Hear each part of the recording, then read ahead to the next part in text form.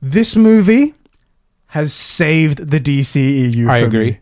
This movie has saved the DCEU. And if you also look at this through the lens that WB seem to be intentionally sabotaging any of their movies. Right? What's that about? And they gave Zack Snyder this one chance. Yeah. And this one movie alone was the only chance he had to build everything up and then release it and throw it at you. If you look at it through that lens. Oh, it's a masterpiece. In my opinion, a masterpiece.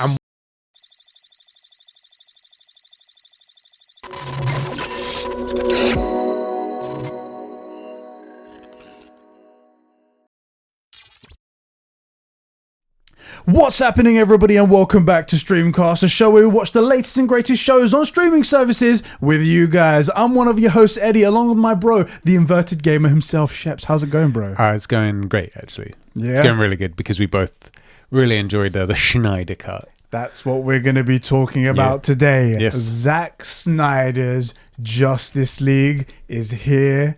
We have both seen it. Yep. And one word I have for everyone. Justice. That has been served here today for all DC fans and for all of these DC characters.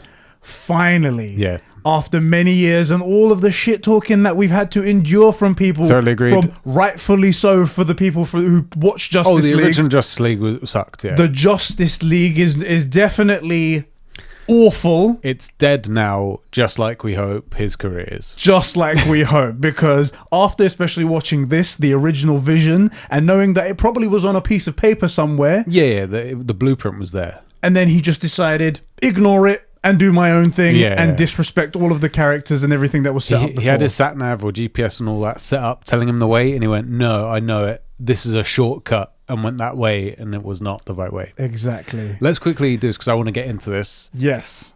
Oh, just before we do that, let's tell, this video is going to be basically a spoiler-free / a little bit of spoiler video where we talk about our impressions and our feelings, not going into full-on detail about everything, not a full-on review, but we're going to be doing a spoiler-free section at the beginning. Right, okay, good. I was going to say, because there's no way I'm committing to not talking about specific stuff. Exactly. Cool, we're going to do a spoiler-free section at the beginning, talking about Justice League, our feelings, what it's done for us, and what it's done for the whole franchise, what it's done for the whole of the DC movies, and then at the end, there'll be a very clear warning. We'll put something up on the screen. We'll say if you get spoiled, it will be your own fault. Exactly. So say it, but you will know. Exactly. And we'll put that at the end where we'll talk about little specifics, our favorite bits that made us cry, orgasm, all the good stuff like that, and you guys can join us for that. And hopefully, if the reception is good for this, so because it's going on the 4 Pillars Network, we might put also the big review up on here as well. Or that will go somewhere hidden on our channel where James can't see it. Right. Because we do movie club, and we did do all of the movies leading up to Justice League. It came out in reverse order, but we did do Batman vs Superman, Wonder Woman, Aquaman, all that coming up to this. Exactly. But before we get into our spoiler-free section, this show, we are on Streamcast now, right? Technically. Yes, Streamcast, yes. This show is brought to you by Incredible Super Bros. Over on patreon.com/conversations that make all of our content across our flagship show here on the FPN and our own channel over on Conversations. That's what we're going with now. That's right. And the True Gamer podcast. They make it all happen, and we love and appreciate you. We couldn't do it without you. We really couldn't. And those people are Diogo Dildo, Isak the Ultimate Cumsock, Kirill to Rivia, that was the worst time to take a sip. You could have easily spat out. Every time it catches me. Carol to Rivia, aka Catsper the Friendly Patron, Record Friction, Dan the Man, Jeremy Renner, that's right, an official Avenger. He's probably pissed that we're talking about DC now. Martin Scorsese's Master H. Bart 12, the Midget Aloy from Smallville, Sabine, the former freeloader Christian, Master Chief himself, Albiscori, Super Sus Ben Fryer, who is a clone of Eddie. He started a Twitch channel minutes after we started ours. The Star Wars Encyclopedia, Adam Sunling, and Raj Vanderlin. He's got a plan, guys. You just need to follow him on one last job. Thank you, bros, so much for keeping the lights and mics on and the gaming going here. Not the gaming, the streaming services. Here. That's True Gamer. The streaming services going here at Combro Place. Streamcast. Frick. All the words. All the good While stuff. We're doing the selfless promo stuff, though, twitch.tv/conversations. Yeah. Which we need to figure out our branding, man. Yeah, we really do. I feel like we should. Conversations. Maybe we need to rebrand. We'll discuss that off screen. The main thing is that we have taken the charge. We have set the trend. We don't follow anybody, and we've made a Twitch channel. Yeah. Twitch.tv/conversations. You can head over there. No one else is doing anything on Twitch right now. Certainly not in our community. Exactly. Yeah. So you're probably going to be the only ones over there over on Twitch. In fact, probably on Twitch. Twitch is a barren wasteland. It's true. No one's on there. It's just us. Yeah. So yeah, go over there and check us out if you want to see. There's some hilarious clips already. I'm sorry. Oh yeah, I need to check those out. Now, stop talking about useless stuff. Let's talk about something that's important. Zack Snyder's Justice League. The Snyder Cut. Oh my God. Okay, let me ask you this. Go ahead. Because it's 4 hours long. Yes. Right? And we watched Batman vs. Superman last week for Movie Club. Yes, we did. And that was, I felt the 3 hours. It was a bit, I wouldn't say a chore, because, I mean, we watched the extended edition. It's an extra 30 minutes. But it was like, not an easy, it didn't just like start watching and then it was done. Yeah. Yeah, I don't remember it being like that before. Yeah. And when I watched it this week for Movie Club, or last week, I was like, am I getting old, or what's up? Was I having an off day? So what was going on? I was watching this Justice League, yeah, and I was like, it's long, but I've got the morning off tomorrow, so I'll start some now, so I don't have to do 4 hours in the morning. Right. So I started it at about midnight because I don't really sleep very well. Mm-hmm. Anyway, 4 a.m. came by, and I love that. I was so expectant, and then 4 a.m. just came by, and the movie was fantastic. So you watched it. You were planning to watch an hour. and just got glued for the whole thing. I didn't even consider stopping at any point. Oh God, that's amazing. It was really good. The one thing that interests me though, and I want to get your feelings on this because it's separated into parts. Yes.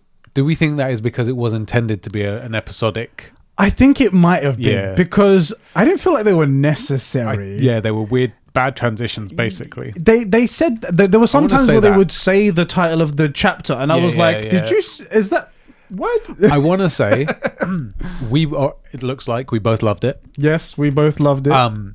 It isn't a perfect movie. It definitely has flaws. I'm completely on the opposite. You say what you got to say first, and I'll say what I got to say. Things like it has 6 parts in it. Mm-hmm. We didn't need to see like part 1, part 2. Like that's a minor thing, but that is definitely true. Right.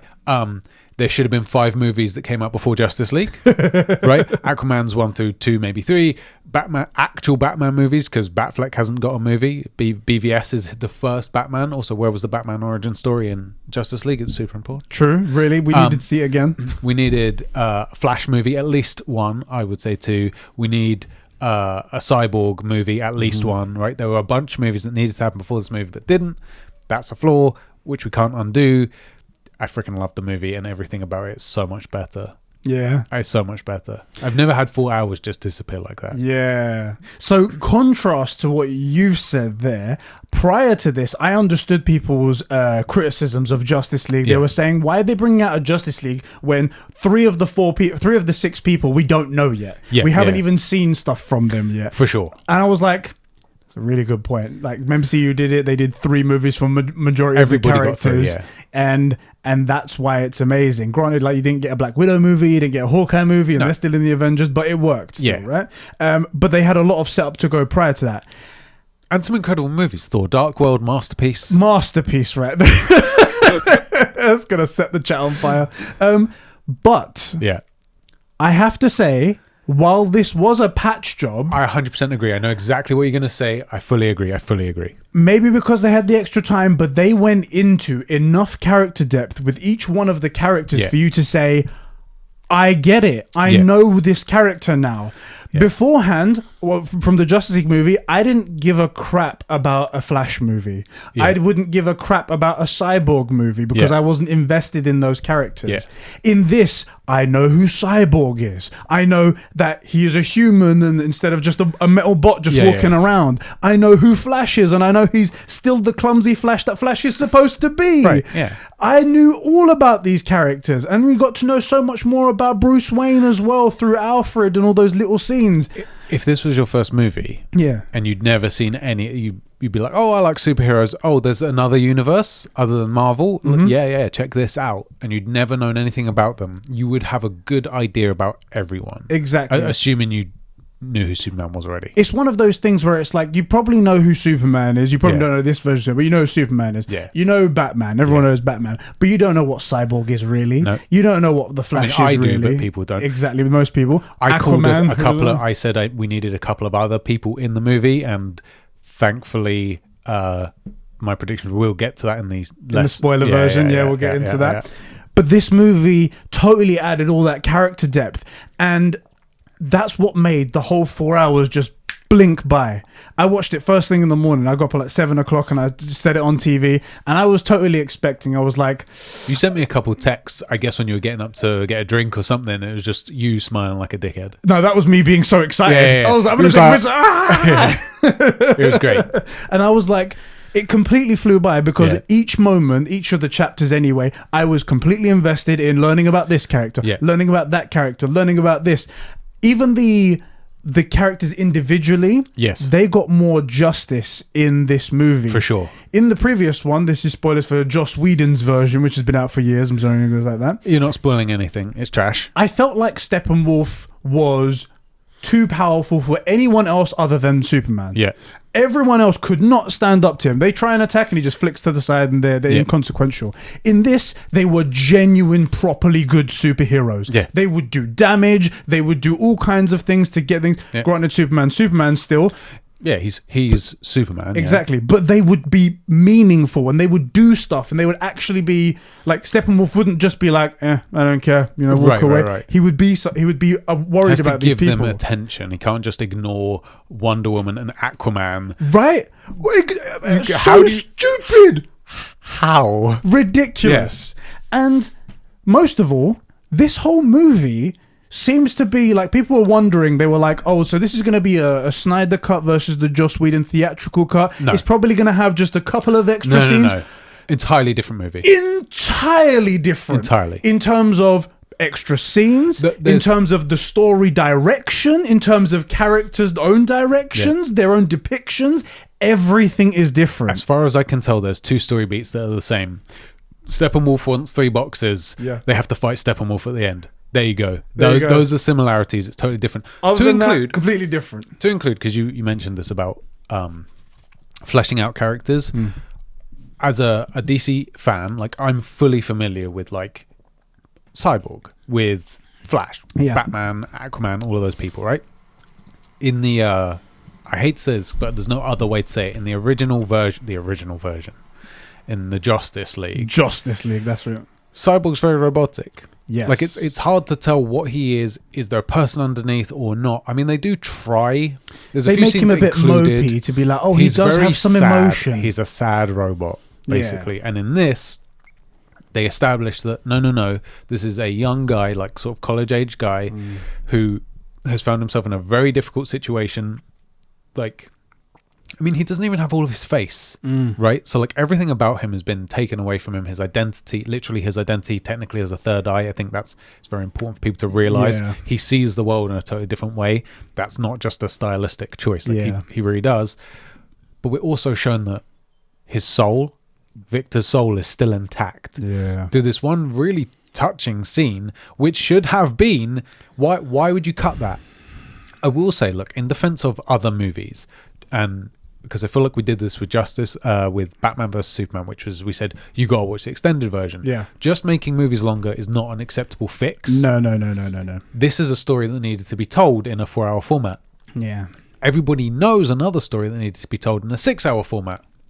That is the MCU, Infinity War and Endgame. That's a 6-hour movie, but you won't sit through a 6-hour movie. They split it. That's the reason why it was split. It was originally called Infinity War Part 1, Part 2. Right, exactly. And then they changed the name. And this, I would even say I would have been okay with making it Part 1, Part 2, and make it 3 hours a piece. Yeah. And let's really look at this stuff, like really give everyone their time, give Steppenwolf his thing, and then do the Part 2 with like whatever happens next. It's pity they didn't do that, but that's why I'm okay with this. Generally speaking, saying, oh, well, just make it longer. That's not an acceptable fix. The difference between this and the Justice League is so enormous that I consider them different movies, despite having the exact same cast. Like, and I do mean it. They are so different. If you were to watch this, I think most people would agree that they are maybe 90% opposite of each other. Yeah, if you was to sit down and with a pen and paper and count all the scenes that maybe were the same, even that is like 80% of are completely brand new. I'd say I'd say maybe 50% are still there, except that we either get new context, additional like before or after, or a different angle on every single one, to the point where it isn't the same. Or even though you're like, we've been here before, like we've been to Lois's apartment before, but like this not is like this. not like this. Yeah. Even though it's almost the exact same scene, but it's not the same scene. It's so different. And that's what makes the whole movie in the end a different beast. It's a different thing altogether. It will be... I just wish they didn't take the Justice League name in for the first one. I don't know what it would be called, something else, right? Because now, if you was to go into a store to buy, because they're going to come out with a Blu-ray version, they actually announced they're coming out with the Blu-ray, which is fantastic. I'm going to get it. I'm going to get it as well. I didn't get Justice League, by the way. Well, yeah, fuck it. Why would you? And I'm not joking. If there's an extended version, I will want that. Yeah. Even though it is long. 4.5 hours. Fuck it. Yeah, I'll take it. What didn't make it in this one? Exactly. What didn't make it in this? I will totally watch it. I really will. I'm looking forward to watching this again. Yeah. I'm going to watch it again tonight. I have to. I want to give it maybe a week. Oh, okay. To just let it and see how I feel, and then watch it again and see if it's all there. But you want to let the love inside you build up. Yeah, I'm edging and then just for explode. A week. Yeah. So what I was going to say was, if they didn't call the first one Justice League, then this one could be called The Justice League. In fact, they could do that, The Justice League. And then this is the one, because it is a completely different movie. It's so different. It's not even close. Like, it is really, really different. I wonder if people are getting what we say. Steppenwolf's actually a villain in this. Yeah. Oh, do you know? like he isn't just the bad guy, right? He has his own personal motivations. Yeah. He has his own personal... Don't get me wrong, we don't get a lot of time with Steppenwolf, and I'm fine with that, because he's a disposable villain for this. Right? He's in between. He builds up the big villain. Yeah. But like, this is a nobody for the evil side, and he poses this much problem. Yeah. He has his own relationship with the big bad. He has his own goals. He has his own motivations. He has his own like mountain that he needs to climb to get to his own redemption arc. Yeah. Like, this is a character who also looks much better, looks more ominous, says more ominous things, plans, because again, like Superman, who is his biggest challenges, it's not superpower people, it's Batman and Lex Luthor, which is, say, people that plan meticulously, right? Yeah. Who think about the problem. And what is a real villain? Someone that plans. The best thing about Ares and Wonder Woman was not that he was strong, it's that he manipulated this entire scenario. Everybody, and was in the place you least expected him. Yeah. That's what made him really scary and dangerous. Yeah. Not that he was strong or stronger than Wonder Woman. Yeah. It's that he'd planned and manipulated so much. Good villains do that, and they think about their problems. Yeah. And he was actually a good villain in this. Yeah, I liked him a lot, and also I showed my girlfriend the difference in Steppenwolf in Justice League versus Steppenwolf in this. I feel like he has a face in this, and I didn't really get that in the last one. Do you know what I mean? in the last one, it looked like he was a man wearing a helmet. Yes, that's what he was, and even his voice was very subdued. It was deep, but it was more like, I'm just a calm man. I'm a villain. Why won't you talk to me? It's like mother box, mother. Oh my god, that was. Don't get me wrong. It was said a few times, but it was like 10 times better in this. Yeah, look at that. Look at the difference, right? In this, it looks like you don't want to fight him. He looks really sad in the first one, yeah. And in this one, he looks like you don't want to fight him, and B, he looks like he is actually alien. In the previous one, he looks like a dude, someone who you would fight. Yeah, like a grey-skinned guy wearing a horned helmet. Yeah, and I hope you guys can't see it. Maybe we'll put it up on screen. Yeah, but the difference is, that's a very big difference. It is a lot. It's very serious. He's also much bulkier. It reminds me of the first thing Thor fights in his movie. That thing with the hole in its face. Hole in its face? What am I forgetting? In the first Thor movie, at the end, he fights that, like... the fire thing. Yeah, okay. It moves like that. It's metallic, but it's kind of organic. Yeah. Like, it moves with his emotions. It's got a life of its own. It moves and whatnot. Oh my god, he looks so much better. It looks so much better. It's not even close. One thing we kind of glossed over... Yeah. Right at the beginning of the movie, there was a special message from Zack Snyder. the like little thank you for watching the message at the beginning. It was very short. It wasn't like a wordy thing or anything. Witcher like that. 3. It was like, thank you very much for making this happen. You guys made it happen. Without you, wouldn't have happened and stuff like that. It's really great. I hope you guys enjoy the Snyder cut of Justice League. Yeah. Boom. And I was like, wow, that's so personal. Like, this was a passion project, unlike what we got from Joss Whedon. Yeah, and the worst thing is, because I've mentioned a few times recently, what's it called? It's totally gone from my head. Firefly. Yes. Which is a show he made like 20 years ago now. Right, yeah. Or 15 years ago. Sci-fi show. Only went one season. Very clearly a passion project. It's so good. It's so well acted. The casting is perfect. Like, everything about it is brilliant. And you think, how did that guy make this? And it feels like... Do you know, I don't even want to say it was like a cash grab or like just for a paycheck, because it feels like it was phoned in more than that. It feels like it was it feels like it was an attack. It feels like he was like, how can I get rid of these like archetypal characters? Yeah. Like as if it was an MCU plant or something. Right. But I feel It like the seems MCU like wouldn't it have done was. that. Like, That's the thing, because we were saying was like, if he's not I don't know the guy. We don't know Joss Whedon, but it doesn't seem like the kind of guy who would just phone it in for a paycheck. But this was totally, like we said, the blueprints were on the floor. They were just there in everything. It's like, this is where Zack Snyder was planning to go. Unfortunately, he couldn't finish it. Can you pick up where he left off? Sure, scrunch, throw away. What the hell is that all about? Because it's nothing like how it should have been. I see what you did there. I will keep the foundations. Superman, Batman. We'll keep the characters. Right. Done. We'll take away all their backstory. Yeah. Oh, we've already got these props, 3 props that we're not moving. All right, cool. All right. The rest of them delete. Yeah. Start from the beginning. It doesn't make any sense. No. It's so weird that the product we ended up with now, my God. It's so, I don't know if it's the culmination of so many years of being teased by so many fans out there, or people who don't like DC, and also the fact that we fought for the Snyder Cut, released the Snyder Cut for so many years. Yeah, we were doing it before it was a meme. Exactly. Yeah. And then we had the release, oh my God, Snyder Cut's coming, and then we've had so much build up to it. And the promotion has been perfect. Absolutely spot on. And then obviously we got a great movie in the end. Maybe all of that is making us feel so great. I'm going to say something really... Yeah, go on. This movie, for me, and for anybody who wants to watch it, keep in mind it's never going to happen. You're not going to get any continuations after this, apparently.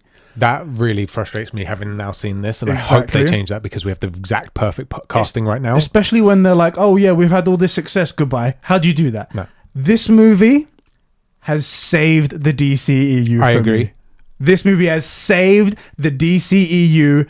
And I did say before that this movie would be amazing. You said it would be amazing and also make and break. I'm going to go one further and say it might be one of my favorite superhero movies. Exactly. And I mean, like, I feel like... I hope people don't think we're overstating this because we're DC fans. I do want to say, we defended the characters, not the Justice League. Yes. Right? We didn't defend the Justice League. It wasn't good. We defended scenes of it because they made sense for the characters, but the film was not good. And the film was not good. We, I think, actually were louder about that because we love these characters in this universe so much.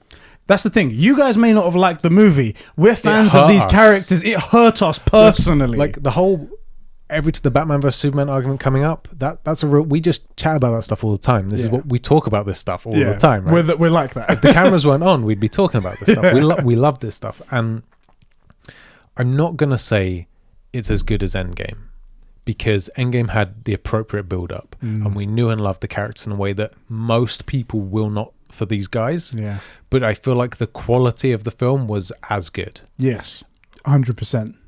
And I know that's going to rub people the wrong way, because it doesn't necessarily feel like the build-up was there, and like there was no setup for the Infinity Stones and all, this. Exactly. If all the people out there who are rubbed the wrong way by that comment and whatnot, if you could please, just for us, for your bros, Eddie and Sheps, right? If you could step away from, the meme and the joke of the internet, DC is terrible and stuff like that. And if you... Because we agree. Exactly. The DCEU has many, many flaws, yeah. And if you also look at this through the lens that WB seem to be intentionally sabotaging any of their movies. Right? What's that about? And they gave Zack Snyder this one chance. Yeah. And this one movie alone was the only chance he had to build everything up and then release it and throw it at you. If you look at it through that lens, Oh, it's a masterpiece. In my opinion, a masterpiece. And one of my favorite superhero movies. I'm going to put it top 3. Yeah. Best, absolute number 1 for casting. And I know that's going to rub people a lot. I was going to say, that's two back-to-back things right there. Tony Stark, brilliant. Yes. Thor, brilliant. Cap, brilliant. Loki, all of those are exactly the right person. I can't get away from this. Yeah. Jason Momoa, Zackman, you don't pick anyone better. No. Batfleck, you don't pick anyone better. Henry Cavill, Gal Gadot, like these are all they're perfect. They are perfect. And even though I can't think of a better Victor Stone. Ray Fisher's, and it's so sad as well that we're not going to get a Cyborg movie because of the whole like controversy going on with him, and WB have fired him. They're never going to work with him. Yeah. He was so good, and also for continuity's sake, you just want it to continue. Right. I'm really worried because what I think will happen is 5 to 10 years from now they go, oh hey, Justice League did really well. Let's pick it back up. But the problem is, this is your window, right? Yeah. In 5 to 10 years time, Gal Gadot, Henry Cavill, and Batfleck, they're all too old to do the character they're doing now, right? 10 years, no chance. Yeah. And you're not getting better. Like, what's one of the biggest problems that X-Men is going to have if they try and reboot that? Who's Wolverine? You can put anyone else. Wolverine, and I was going to say Xavier, but we've seen young Xavier and young Magneto, and they were done well. I would say Patrick Stewart was great. Yeah, he's exactly who you expected for that. Well, I'm sure we could have a look at someone else. But Wolverine is just like it's so going to be so synonymous hard. with Hugh Jackman now. It's going to be so difficult. But as you were saying, the character, these versions of these So characters are so perfect right now. And the vision's so good for them as well. Like, oh, maybe that's kind of spoilers. Yeah. Let's leave that for a little bit. Yeah. But that's a very sad thing as well. That it has for now at least. Maybe after they see how many subscriptions they got on HBO Max, how many Blu-rays they sell, how many T-shirts they sold. The worst thing is that because there isn't going to be that opening box office, where the only ways to get it is to go to cinema. Yeah. I'm really worried that they're not going to understand the numbers until it's too late, which is to say that your cast ages out of the window where they can do the thing. Yeah. Oh, man. And what are the odds we get 10 years down the line and we find another set of characters, or 5 years down the line when some of them... I guarantee zero. Henry Cavill isn't going to stick around for five years. He's way too talented, way good looking and everything like that, and has so many other offers lined up that he'll find something else. He's probably doing that Mass Effect thing that we saw. God, I hope so. He's never going to be like, okay, I'm doing The Witcher and Mass Effect. Fuck it, I'll come back to Superman, even though he loves Superman. Also, what are the chances that you get a cast this good, this perfect, not just in the way they look, but the way they perform and everything, that are within the same window where they can perform together at the same time? Because there's been plenty of times where you go, who would be your perfect cast? I mean, this guy from the 20s, and this guy from like the 90s, and this guy from like the early 2000s, and this guy from today. Yeah. We have the perfect cast right now. And that really bugs me. That really bugs me. And I'll say as well, like, I feel like this cut showed more of the potential of every single scene. So like my big beef with the Superman side of things have been Lois Lane, because she's like his soul, he's like the outside of his body soul in a way, right? Yeah. And Lois Lane is so incredibly important to the Superman story, to the Clark Kent story, right? Yeah. And I didn't like her at all in anything else, and in this she's so much better. The scenes from the context, even similar scenes, make more sense because the rest of the movie has more context and makes more sense. Like, it's not that Amy Adams is bad, because I actually like Amy Adams. I just hated her Lois Lane until this, because this makes sense. It fits, and it fits better than the Justice League, even though half of what you see is the same scene. Yeah, like her going to the Superman memorial in the Justice League, it just feels like she's turned up. Yeah, like what? And in this, it's like something more to it, right? It's like almost obsessive. Yeah, like she's doing it in. You understand what that means when you watch. Yeah, like she's doing it in a way to not grieve, almost. Yeah. It's man, I loved this movie a lot. Something I wanted to say. So earlier how I said like all of the characters got more backstory, and I was in love with more of the characters. I did say about like Flash and Cyborg. I'm really interested to see more of them, and I would love to see a dedicated movie of them. While my favorite superhero is Superman, I do love Batman. Yeah. And in Batman vs Superman, we did get a lot of Batman, but it wasn't the Batman that everybody knows. Agreed. It was a darker, deeper Batman that's almost at the breaking point. Yeah, he's this close to going off the deep end, and we're in a dark universe, But in this movie, he's very much back. Right? And he's exactly what all of you guys want from a Batman. Yeah. And it's being done by Ben Affleck. I know we say we love him, he's the best. Yeah, he is so good. You guys might not like him from what he did in Batman vs Superman, but when you see it in this one, I was like, this Batman is badass. Well, also, it's important. Superman is now important. Yeah. Because Superman is the Batman redemption arc. Yeah. Right? And now, so Batman is trying to redeem himself and be better and like be a force to unite things, where before he was just a force to like beat up baddies, you know? Like everything about this and the interactions is so much better. Barry Allen makes more sense. Victor Stone, is it Stone? Is Stone, Victor. yeah. Victor Stone makes more sense. Gal Gadot, like, why didn't we get to see that scene of her going to the temple before? Like, fine, like now we know why she's involved. Yeah. Right? And there was the arrow in the first one, the fire arrow.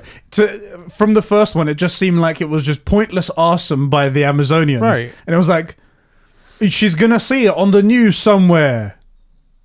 But turns out there's more to that. There's a reason for that. Right. And also, they made it a bit more of a ritual, a bit more of a thing. Like, it's not just any... In Justice League version, it's like, she just shot a random arrow. She sticks it in the fire and shoots it. And somehow she can shoot across the world. Right. Right. Okay, I remember that being a big beef that I had. And then they're like, oh, you know, she'll see the sign. First, what are you talking about? Oh, now we know exactly what it... Yeah. I'm not going to spoil it. Yeah, it's a mini spoiler, but suddenly it makes sense why they can do this thing, why she might be paying attention, because those 2 minutes of context make the shooting of the arrow make sense. Its purpose, why she would be paying attention, all of it makes sense. It's and because it reuses that scene where she looks on the news, right? And I'm pretty sure they don't even name the temple in the Justice League. I don't remember them. I don't remember that. I think they just say like in Athens, things on fire. That's all they say. That's like it's something as well. Like I said, all of the characters have more meaningful like interactions, and all the like when it comes to the fight with Steppenwolf and whatnot, all the characters hold their own. Well, they do get beaten in some regards, and they provide resistance, and they are actually meaningful. Even the Amazonians at the first initial fight in the Justice League version. The flies, he just squats them all and whatnot. I agree. All inconsequential. When they fight in this, I'm like, these bitches are powerful. Yeah. Oh, and the thing is, like, Steppenwolf is one, a big bad, right? Yeah.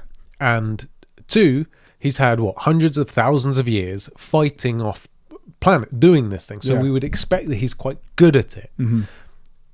Cool. That's why he can take on Wonder Woman or Aquaman on his own, because even if, let's say, they are stronger, which I don't think they are, he's had the practice. Yeah. Right? Thousands of years of it.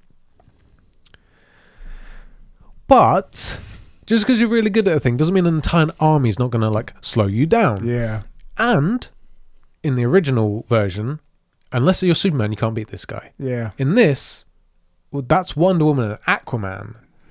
You maybe need to take them seriously. Yeah. And he does. And I appreciate it because it's Wonder Woman and Aquaman.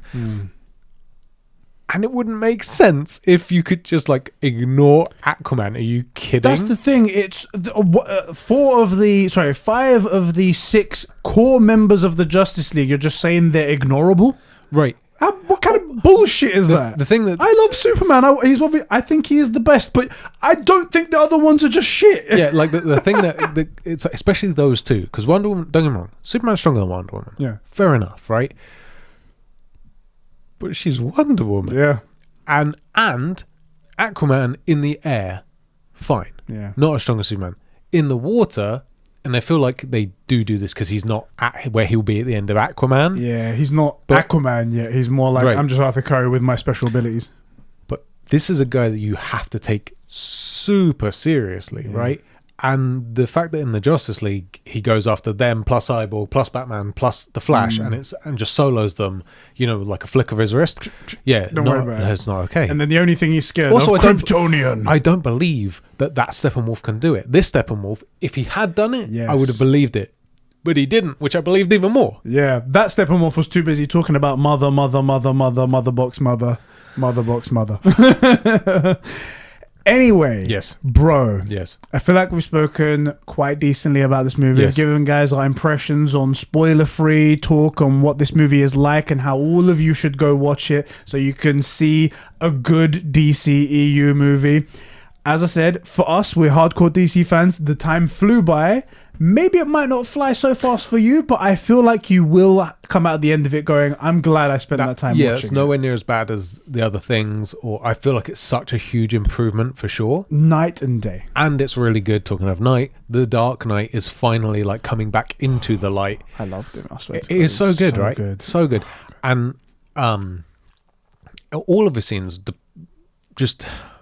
Let's talk about them in a second. That's our spoiler-free part that we're going to break up here. So look. From this point on... Spoiler warning. Spoilers. There will be spoilers. Lots and lots of spoilers. We're not going to talk in a chronological. We'll talk about our favourite scenes because we don't want to waste all day and it isn't a movie club. Exactly. But Things there we are some saw were things that awesome, stuff like that we just want to bring up. Yeah. This is the spoiler point, guys. Back out if you don't want to hear about this. I would highly recommend if you're like, oh, I'm not going to watch it anyway. No. You might be making a mistake there. You may want to consider, sailing out on the 7 seas and finding this because it is good enough. And if you do that, I would actually strongly think that you'll probably buy it afterwards. I'm definitely getting the Blu-ray. Hopefully the extended cut. Yes. If there is one. If there is one, come on, even more, guys. Mate. But this is the point where we start the spoilers, okay? Great. All right, guys. So, number one and most important point. Yes. Was Mira British in Aquaman? This is a good... Okay, all right, let's... That was a good point, because I heard that as well. And I was like... I'm so glad that it wasn't just me, because I was certain she wasn't British. I was like, if I had a hearing aid, I'd take it out just 1 second. I just need to adjust this. Rewind? No, that's definitely a British accent, all right? Right? Did she... What shit acting? But where did that come from? Thankfully, it's right at the end, and for like 1 second, not a big deal. Mate, what the frick? Don't get me wrong. I get it that we see that they know each other. That's how she comes in Aquaman. But goddamn, yeah, where did that come from? I think what it is, this is a testament to Amber Heard and her terribleness and whatnot. Yeah. She forgot how she played the character in the first. Did Aquaman come out before Justice League? No, it didn't. Afterwards. Oh, I see what you mean. She was British in this and then forgot that she was British in It's just I've forgotten where the hell I am. Or maybe someone had the decency to go like, look, this movie's not going to be the best, but that's got to go. My favourite scene, the scene that made me overflow with semen. I know exactly what you're going to say. The second I saw it, I was like, oh my God, that Zed's going to die. I'm going to die. He's going to calm himself to death. It was the moment after Superman had been revived. He's gone off to the Kent farm. No one's seen him yet. They're fighting Steppenwolf. It's coming down to the moment where an axe is going to drop on Cyborg's back while he's fused with the mother boxes. And then... Boom, axe right on Kal-El's shoulder. He looks up at him. So you're Steppenwolf. Not impressed. It was sick. God. It was sick. No way, just not impressed. I was like, it was sick. Oh God. Thank you so much. It was absolutely sick. I want to address a couple of things because you mentioned the Kent farm, but before then, prior to in the Justice League, they'd said the Kryptonian's dead. We can start the invasion. Yes. It just felt really out of place and weird. In this, it's almost like they were constantly looking at Earth and be like, the Kryptonian's dead now, okay, we can go away. Right. So, but then it didn't even touch on it too much. They exactly. Like, why? What's the reason? It doesn't like we get the Kryptonians are powerful in the right circumstances, but like never touched on. Never touched on. In this, Steppenwolf, who by the way looks so much better and speaks better and plans and thinks, proper villain. Yeah. When he's reporting to Desard, and says this world has no guardians, no lantern, no Kryptonian. You understand what it means? Oh, protectors of the... I get it now. Like, I understand. Protectors, known beings of significant power. Yes. Right, of power enough that just the one being there could at least hinder plans, if not defeat them. Which, by the way, even when you say like Kryptonians, like the Kryptonians gone, okay, we know Superman's amazing and powerful and stuff like that, but it doesn't sound significant enough. But when he says no guardians, no lanterns, no protectors, no Kryptonians, it sounds like, oh my God, we're completely vulnerable to attack. Right. It gives that sense of urgency. It's so much better. It makes so much more sense. That scene, I was close to just jizzing all over the place, and I was like, I was really genuinely concerned you would die from dehydration. It was bad. It was bad. I was watching it downstairs, and it was early in the morning, 7:00. My girlfriend and the baby were sleeping upstairs, and I think it was closer to the end, so it was close to around like 10:30, something like that. And I was like, I think they're awake. I think it's okay. I kept doing that thing like checking how long's left. I'm like, mate, when's it gonna? It was really good. Speaking of Superman, Yeah. you liked obviously the Superman parts in this as well as all your other characters, but I really, really, really, as we said before, loved all of the Batman scenes. Yeah. Genuinely amazing, and we got to see a lot more of little hints as to why Batman is so great and so cool and so awesome. One thing that maybe people didn't notice, I noticed because I watched all the behind the scenes stuff. Right. All of his weaponry they're not just like black metal guns or anything like that. Some of his guns have like wooden handles and stuff like that because he's an aged Bruce Wayne, and he's got style and stuff like that. We see the DB5 in a shot somewhere. Like, he's appreciating the classics. Exactly. And as long as it does the job. Yeah. There's one time in this where it's not in the previous movie where his gun like slips, where his grapple gun slips out to the side, and you see it, and I'm like, I noticed it. That's a fucking good looking grapple gun. I'm like, I was like, that's really cool. I noticed it. Look. Two things. Yeah. Because I made predictions about things that would improve the Justice League. Yes. I called two things. The addition of at least one character and a scene that I laid out shot for shot. You did. And I said, when Clark is revived, importantly that it's Clark, technically it's Kal-El that comes back first, right? Like this sort of blank slate Kryptonian, because he's raised as Clark, so not really Kal for very long. Exactly. And also I think that's why it's important that Wonder Woman calls him Kal. Yeah. Because he's not Kal, he's Clark. Yeah. And so he's like, who am I? He's not hearing Clark from a face that he knows, right? That's why instantly when he meets Lois, things start to click back into place. But I said, he needs to go back to the Kent farm, and we need to see him like look around. And then in the time where he remembers who he is, we then need a shot of him, maybe at sunrise or dawn, whichever, like in the crop, like running his hands through the thing. Because what's really important about it, right? Superman is a being with the power to burn the world, but what do the Kents do? The Kents raise things. They grow things. They grow from the earth. The Kents take a seed and turn it into this like fully fledged product, right? Yeah. They take a baby Kal-El and turn it into an adult Clark Kent Superman. The Kents make things grow. And what do those things do? What do crops do? They feed people, right? That's the point of Superman. He feeds the world with hope. And I know people go, sometimes the curtains are just red. No. It's really important. You think the Kents are farmers there's a reason. Because they make things grow, and Clark Kent makes things grow, and he saves things, and everything he does is productive. Like, it produces things. And that while he's out there in the fruits of the labors of his family, right, he hears both of them. He hears Jor-El, he hears Jonathan. And that was so good, by the way. Like, waving his hands through the whatever plant that is, or wheat or whatever. It looks like it was corn, but it was really small. Whatever it is. Yeah. Like, the point is, it's a crop in it. Yeah. And he knows who he is. And Lois is there. Yeah. And Martha's there. The way that he also goes up, like the lowest part, like you said, you say it because you said it best, like the low bit and whatnot. Oh yeah, when he says, look, so I hated that in Batman vs Superman. I just felt it was so forced. But in this, it makes perfect sense. And the way he says it and what he's saying, it makes perfect sense for him to be like, "Lo, they brought me back for a reason. I need to know what it is." Because prior to that, it was questions like, "Is he actually back?" And then when she's like, "Lo," it's like, yeah, exactly, straight away. That's my Clark. And then also, it's like, I take that as a yes, for the ring. One other thing, did you clock the new timeline now about Lois? We see something when she wakes up. Yeah, you did. Yeah, I get it. Yeah. So those two bits I really liked as well. Obviously, being a Superman fan, him seeing his mother and the way that it's almost like he didn't run to his mother because he knows his mother's going to be, as mothers do, the most emotional out of the two. Right. And he knows it's going to be a moment that she's going to be so happy, and he's so happy to be back. And he just walks over there slowly, giving her time to process it. It was perfectly paced. Yeah, it was so good. And then just hugging them both at the end was great. And when he puts on the black suit and he hears Jor-El's voice in tandem with Jonathan's voice, I was like, I never put these two things together, but they go together so well. What's really important is Jor-El is talking about his son and talking about like the things he'll accomplish. Yes. And Jonathan, who raised him, is talking about him as a man. Yeah. It's such perfect juxtaposition because they both love him and they both care about his future. And one is saying like what you will be to them, what you can do for them. And Jonathan is like, well, but do it for you.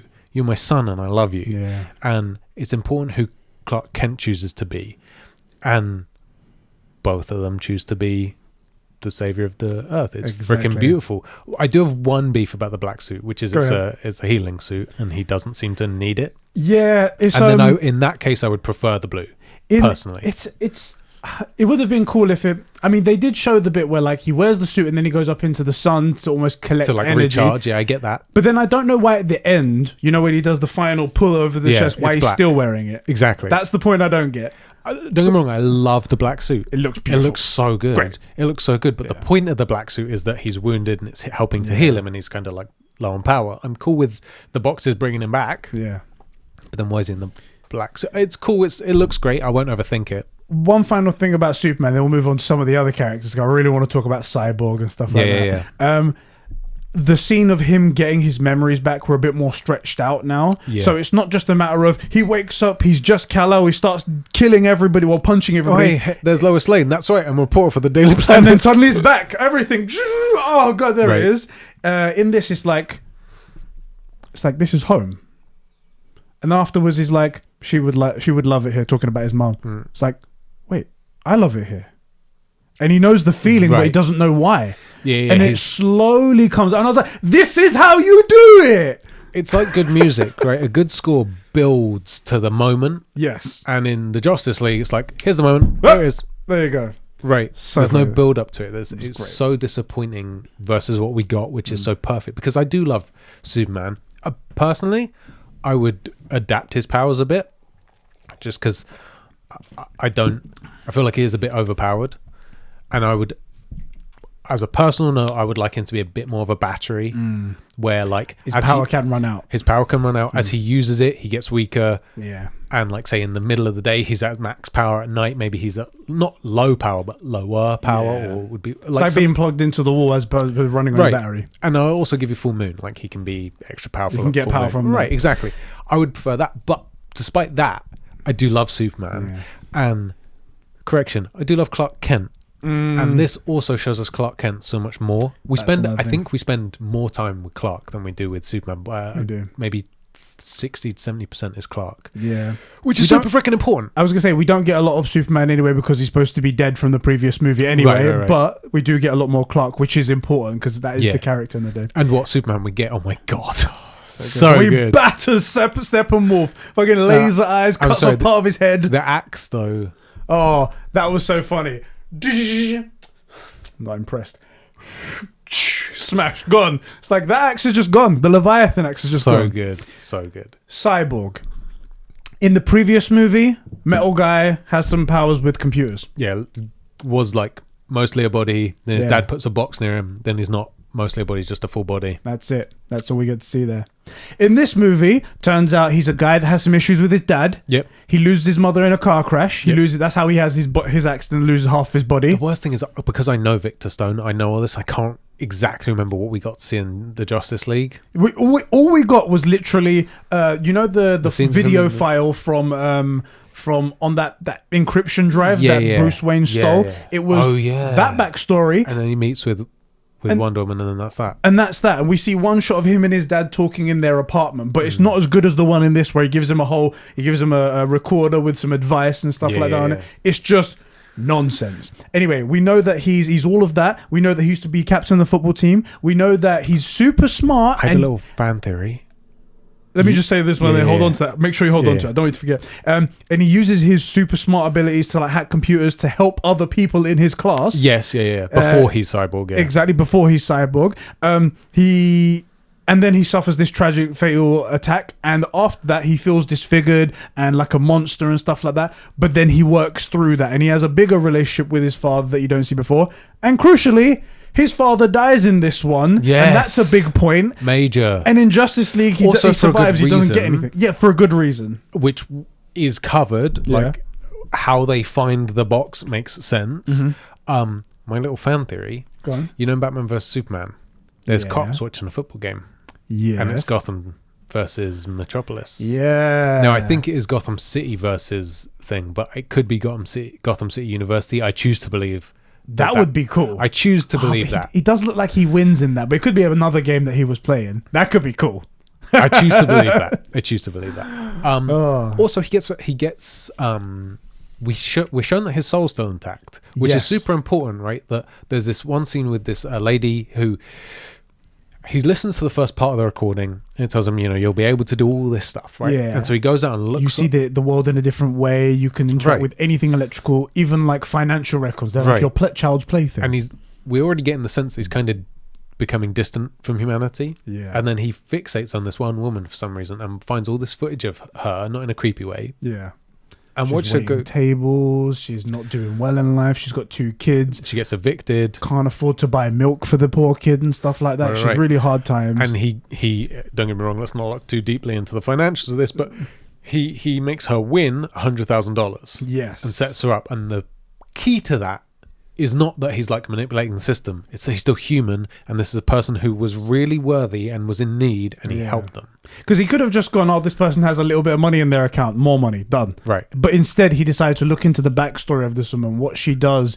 Is she fallen on hard times, or is it all her own fault? Is she like a drug addict, and that's why? Deeply important for his soul. Yes, Because he's not just a robot. He isn't. And I seem to remember, but I haven't really been in touch with Cyborg as a fan for a while. One of the big things is the thing that made him a cyborg, because there's variations on it, but that like it's kind of the cyberpsychosis thing. Like once you're that much cyborg, do you go further and gain more power, but then you lose your humanity? Or in some versions of it, when it is like an alien technology, it's that the worry is that it keeps growing and it's taking over more of him. Well, we know at least that he's human. Happens to be covered in robotics, but he's human and his soul's intact. And he does also a hero moment at the end. Yes. Where, I mean, it's a psychological thing. He doesn't have to like beat the big bad or sacrifice himself, but he's being offered the exact thing that he wants, and he chooses to do the right thing instead of we get the impression that it would have been evil, a bad way to do it, you know, but he's offered his family whole again, and he chooses not to do that. Because it's not right. As we get a hero arc.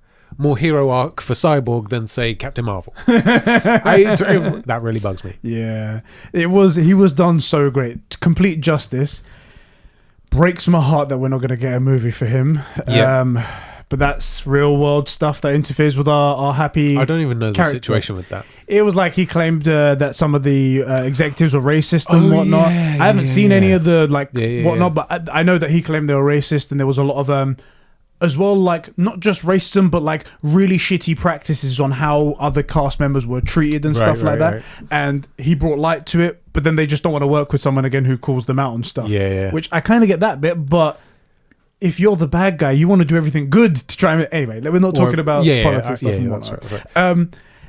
Sorry, did you want to say something more about Cyborg? Go for it, man. I was going to say, the next one, Flash, another character that was hugely overlooked. It was just like, oh yeah, he's fast. That's good enough for the people. Don't worry about it. Barry Allen's a very difficult superhero because other than time travel, how do you make a guy that runs interesting? Which is a difficult thing because we've got Quicksilver in various different iterations. I would say this was done very, very well. Or for the record, he's not just fast. Like the Speed Force is a totally different element. Massive ball of wax. You need to really read up to know what that's about. I love the visuals probably as much as the Days of Future Past Quicksilver stuff. It's got a different vibe. Like, don't get me wrong, super slow motion stuff with the 80s theme tunes pumping is one thing, but like the way he breaks through the glass and it's liquid at that speed and stuff, you know, it was a really good visual effect. I was like, ooh, it was freaking brilliant. Also, we explained why his shoes aren't there. I was just gonna say, you were saying in the tweets like, why isn't he wearing shoes? We saw why he wasn't wearing his shoes. He moved so fast, he ripped out of them. Which I appreciated that. Yeah, that makes a lot of sense to me. Oh, one thing before we go back to Cyborg for a second. We were saying about him being mopey in the previous one. Yes. In this one, he actually is happy at some point. Like, he comes to terms with how he is. He smiles. He smiles. He's also not just sad all the time. Exactly. Like, because even people that are very sad or depressed aren't just sad all the time. Yeah. When he's doing something, he's in the task. Yeah. And he also has these really weird moments of like bringing life to dead objects. So like he comes into the hangar and he's like, she wants to fly. That helps us explain so much. Keep going. So he looks at the Wayne people carrier. Trooper. And he's like, she wants to fly, but she can't. There's a software problem.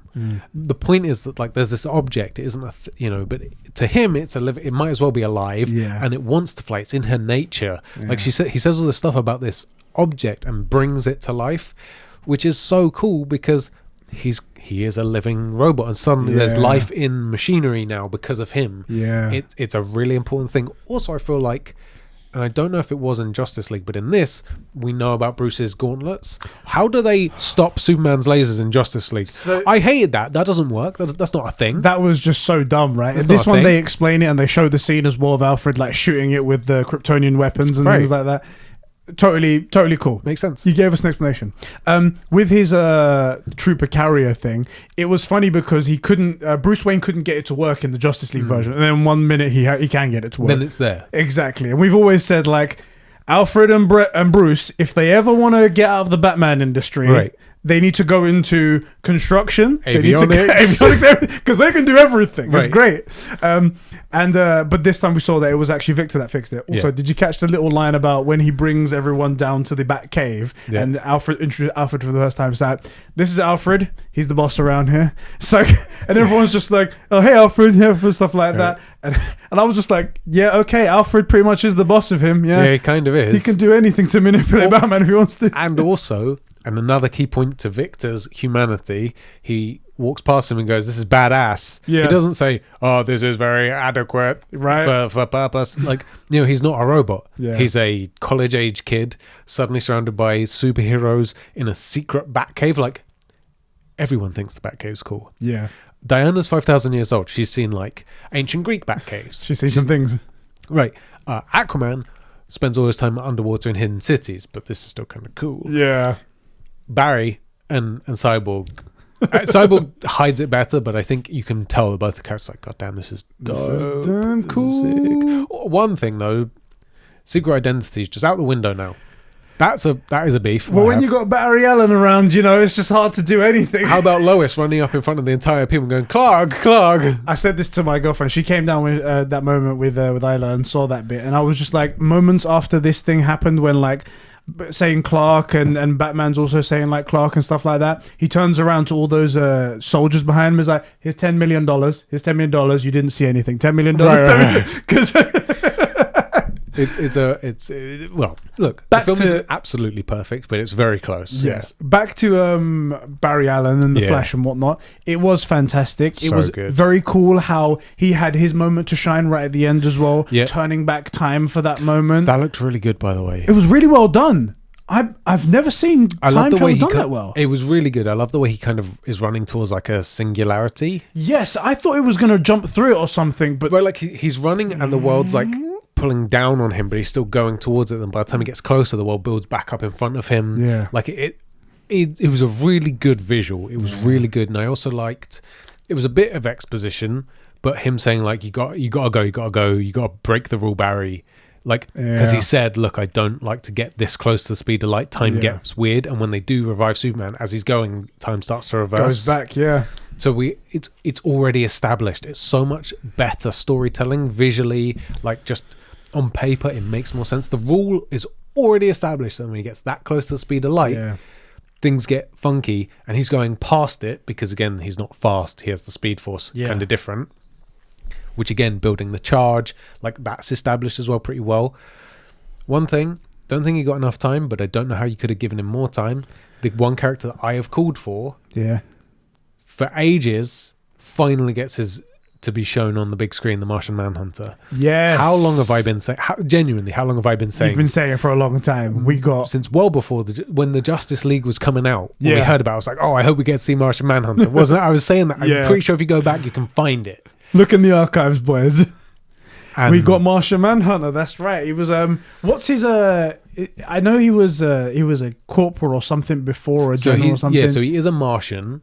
There was life on Mars, Yeah. or is life on Mars, and there's I want to say black and white, like literally black and white Martians. It's something like that, or maybe it's male and female. I forget, but I want to say he's a white Martian. So I'm gonna look for In my Martian head, he's Manhunter, white. Justice League, and I'm gonna look for the characters. Like think name. White Vision white when I say white, you know. By the way, he's the guy. He's Mr. Epic Voice. Yes, he's Perfect casting. The guy, the best guy in Horizon Zero Dawn, the guy from Destiny. yeah. I forget his name. So his name is Harry Lennox in the Yeah. thing, but what's his name in Justice League? Oh god, I can't find his name. Why can't his name pop up? Anyway, there's a bunch of different versions of Martian Manhunter. I've also been calling for like a Martian Manhunter LA Noir style movie, because he becomes a detective in a lot of the things. Yes. Where you mix in the superhero element, like he's going through this thing, and then you realize maybe in the second time that you watch it that he knows that he's tracking something superhuman, but you wouldn't know that in the first watching. You wouldn't know. And then he ends up fighting something superhuman, and you know that. But Martian Manhunter is really interesting, and he seems to know something is going on. General Swanwick is when he's in Man of Steel, but then he becomes like yeah. a congressman or something like that. Where everybody, I'm not sure what he becomes afterwards. He becomes a bit more political and whatnot. But yeah. I feel like it's kind of a get out of jail free card, because it means you can say any weird interaction, you can just make it the Martian Manhunter, which I Yeah. do understand. But seeing the Martian Manhunter, and also knowing that he definitely knows something else is coming, because he goes to visit Lois as Martha, right? Yes. And he speaks to her, says something basically about like, you gotta get back to the world. Yeah, the world needs you, Lois. And Right. Stuff like that. Yeah. And then outside we find that it wasn't Martha, it was actually yeah. the Martian Manhunter. And then you're like, well, what's going on? Does he know about this weird time paradox thing that's going on? Because Bruce is still getting these visions. Mm-hmm. And then at the end we get one more vision. Right. Two things. One, And, Barry Allen's suit. Oh my god, how good does that look? Yeah, the whole mechanical like that The as Iron Man well. helmet Woo! I'm gonna say vindicated. We called it. It's Jason Todd. That's what I'm thinking as well, man. I mean, So we see the Joker, if you don't know what we're talking about. yeah. In Batman vs. Superman, Batman says a couple of lines that led us to believe that the Joker from Suicide Squad, which we won't talk about ever again, Is it? I don't know. Jason Todd. I believe it is. I don't know. And this is what I will say I think is the Yeah. timeline for this. So in Batman vs. Superman, he says to Alfred, how many good guys are left? How many stayed that way? Yeah. Because it's Jason Todd. And we see the Robin suit or another Batman Robin style suit, suit. Is it Robin? Because we don't see the colours very well. yeah, but we do see the R on there. It's Well, we like do. faded red Yeah, and yeah. whatnot. Yeah. And she says, ah, ha, ha, ha. Yeah. And Joker's tattoos are like that, right? Yeah. He also says the line, I'm not going to kill you, I'm just going to hurt you really, really bad, which is something that the Joker says to Jason Todd. And then in the future, in the future timeline thing, Batman is speaking to this guy, and you can tell the timeline's slightly off because he says, you know, when Harley Quinn died, she asked me to make sure when I kill you that it's slow, Yeah. and I am going to kill you because Jason Todd has turned dark and gone full evil and is... It's just a brilliant... Also, freaking kill shot. Deadshot. No. Deadshot. Yeah. Deathstroke. We said all the names. Every single... Deathstroke, who we see at the end of Justice League, who is in this one again, which, by the way, this Lex Luthor, I believe. I was going to say, he looks so much better. This is Lex Luthor. So much better. That's Lex Luthor right there. Well, how about the way he speaks? With purpose, Yeah. suave, with a plan. I mean, I didn't exactly love the good boy at the end. That because was a you're bit talking to weird, an yeah. assassin that will kill Exactly. billionaires. You're literally hiring him You're to kill supposed to be a bit Batman. more mature. But he gives Bruce Wayne's name to Deathstroke, and Yeah. clearly that's a plan. He's got something going on there. Right. And that's very Lex Luthor. Absolutely. And the way he speaks, he doesn't stumble. He knows his plan. He knows what he's doing. He has a direction. He has drive. That's Lex Luthor. I like that Lex Luthor. That's a good Lex Luthor. Yeah. In the future, Deathstroke's there as well, and they've teamed up It's all switched. because there's a new big bad. I was going to say, the interaction with Joker and Batman, chilling. Absolutely. Also, did you notice all the sheriff badges on his? Yeah, he's like killed so many sheriffs. He's just collecting them. Yeah. Chilling and so goddamn powerful. Very dark and deep. Everything that was said, it's like, okay, these guys are teaming up, but you can tell just from what they're saying how Ben Affleck's lip is sort of a bit trembling at some points, or like trembling with like anger of things that he's done, and the conversation having between each other, that there is immense history here. Joker gives him a truce card. Yes. He says, as long as the card's intact, truce. Yeah. All you have to do is rip it up and then we can discuss whatever you want to talk about, right? Basically, we can kill each other. Yeah. And he holds it without moving for a real long time. And I mean, if you're paying attention, this is Bruce thinking, I'm carrying this big gun. Is he worth keeping around? Because Jason Todd will know the way this guy's brain works, whether now or if he's just the Joker. He's an agent of chaos, and what they need is a plan. Yeah. Also, he's the Joker, and he wants to kill him. Yeah. And I love that pause of like, is it worth it? Do we need him? Do we need him that badly? Can we do without him? That kind of, I don't know. I really. And then he takes the card and he tells the story. It's like, when I kill you, and I will. Yeah, and I will. I'll do it slowly, the way Harley Quinn wanted me. Yeah. Oh, Jesus. It's dark, man. Madness right there. But then he wakes up and then Martian Manhunt's there and he's telling him, like, more's coming and whatnot. I'm glad what you did was amazing, bringing them together. You truly can unite people and all this stuff. That was really good. Again, the people, I think that it's really important for Batman's arc that he's the Dark Knight, not the Dark Knight. Right? Like, it's emphasis on night, not dark. Exactly. I really loved it, man. I really loved it, bro, and it's perfect. It's perfect timing. It's it felt so like good. the build-up was perfect to it. I had my hopes set super high because I'm just an idiot like that. But somehow this movie did not disappoint and even surpassed my expectations. Obviously, there's more to talk. Oh, frick! One last thing, because we're doing spoilers. Yeah. Still a dark timeline. I wasn't expecting at the very end Superman arrives. Yeah.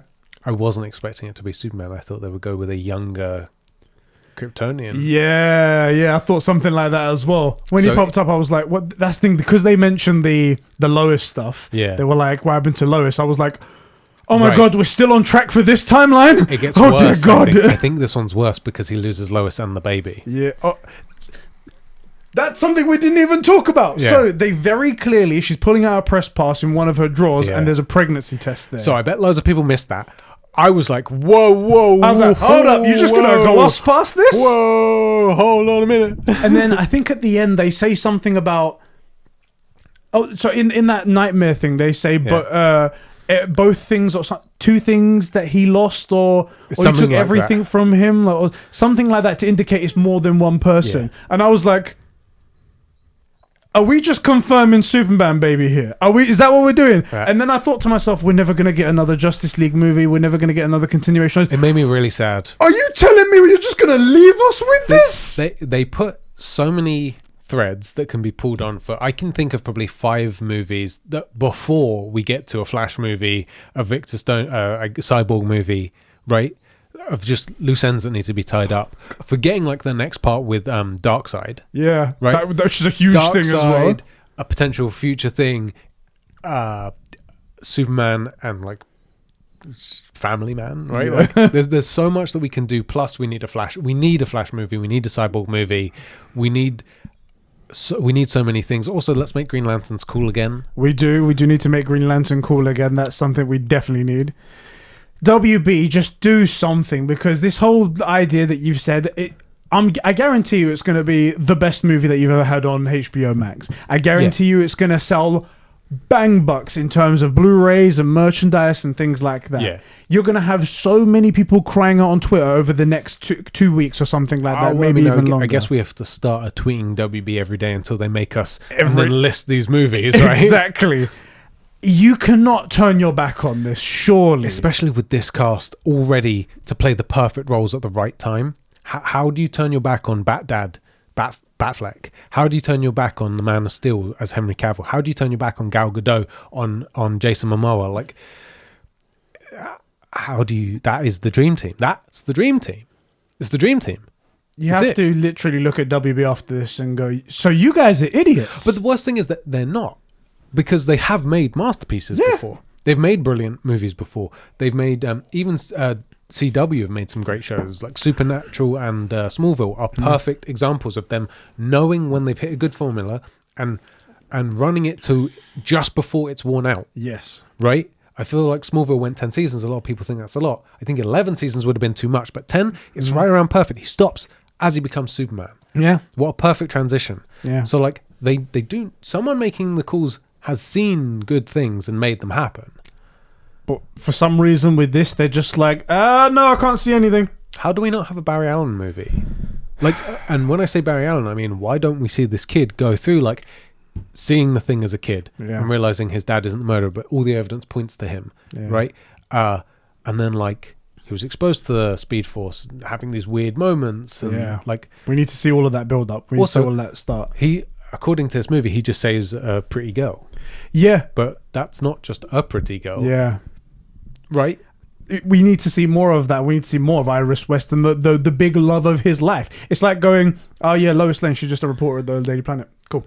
Right. No problem. What? Right.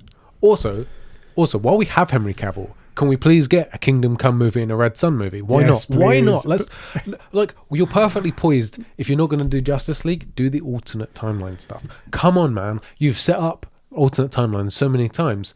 Let me see a Kingdom Come Superman. I have no faith in them. It's never coming. It's never coming. I have no faith. Guys, this was our initial spoiler-free and spoiler. Yeah, it was supposed to be short. Now it's going to be like half an hour. I think that'd be good. No, an hour. This was our initial impressions on Justice League, the Zack Snyder cut of Justice League. We fucking love it. We really did like it. I hope you guys love it too. I hope you guys come back to this video and go, either the people that are DC fans were, yes, this fixed DC for us, and all the people that weren't, they were like, do you know what? I actually really liked it as well. I didn't like anything before, but I like this. I hope it does that for you. We love this movie and we're super excited for it. It does have some issues. Like, for example, it's 5 movies too early. Like, you can't get away from that, and we have addressed it. This is us talking about things that we loved about it. We didn't even probably cover half of it. I bet over the next few days we'll be like, oh, did you catch this? And all about that, because we're going to be talking about it. And if it does do well, this video and whatnot, if everyone's happy and if everyone would like it, we will do a full-blown chronological order, take apart the scenes. Like, mate, if we're going to do the 8-hour thing, I'll freaking do it for this. We'll do that for you guys, and we'll do it for us as well, because we desperately want it. Anyway, guys, thank you all for supporting us on this channel. Thank you, bro, for joining me and talking all kinds of You couldn't have kept me away from this one. Oh man, and I guess we'll see each other soon for Falcon and Winter Soldier. Yes, we will. That'll be Tuesday, right? Tuesday, that's right, guys. So stick around for that, the flagship show here on the FPN. Exactly. See you guys all in the comment section, and we'll see you guys next week. If you're new around here or whatever, we have our own channel, youtube.com/Comboplations with the True Gamer podcast. Perfect place to put that right there. Right at the end with the best YouTube shows. We're about to record one with Ethan. Professionals. Professionals. Professional Italian. Exactly. Take it easy, boys. We'll catch you in the next one. Super punch. Steppenwolf gone. Oh, gosh. Edit that out.